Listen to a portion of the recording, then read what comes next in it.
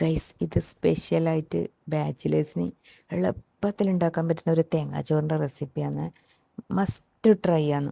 നിങ്ങൾ എന്തായാലും ഇഷ്ടപ്പെടും. കാരണം ഇതിൽ ആകെ നമ്മൾ ചേർക്കുന്നതെന്ന് വെച്ച് കഴിഞ്ഞാൽ ഡ്രൈ ആയിട്ടുള്ള ഒണിയൻ, ഡ്രൈ ആയിട്ടുള്ള കോക്കനട്ട്, പിന്നെ കുറച്ച് കറിവേപ്പില, കുറച്ച് പച്ചമുളക്, വേറൊന്നും വേണ്ട കേട്ടോ. എന്നിട്ട് അത് ഗീയിൽ നമ്മൾ പശുവിൻ നെയ്യില്ല അതിൽ തന്നെ ഉണ്ടാക്കണം. നന്നായിട്ട് ഇളക്കി അത് നല്ലൊരു ഗോൾഡൻ കളറാകുന്ന സമയത്ത് നമുക്കതിലേക്ക് എത്രയാണ് അരി ഉള്ളത് അതിൻ്റെ ഇരട്ടി വെള്ളം, അതായത് 1 കപ്പ് അരിക്ക് 2 കപ്പ് വെള്ളം കണക്കിന് ചെറിയ അരി വേണം കേട്ടോ, നേരിയ അരി. എന്നിട്ടതിലേക്ക് പാകത്തിന് ഉപ്പിടുക. പിന്നെ ടേസ്റ്റിൻ്റെ ശരിക്കുള്ള ലെവൽ എന്ന് പറയുന്നത് ഇടുന്ന പഞ്ചസാര കേട്ടോ, ഒരു നുള്ള്.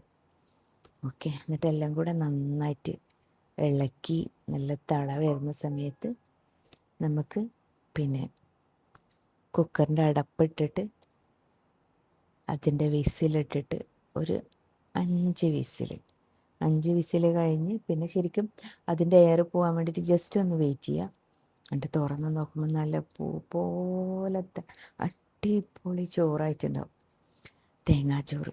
അതിൻ്റെ കൂടെ വേറെ ഒന്നും ശരിക്കും പറഞ്ഞാൽ വേണ്ട കേട്ടോ, കഴിക്കാൻ വേണ്ടിയിട്ട് ഒരച്ചാർ മാത്രം ഉണ്ടായാൽ മതി.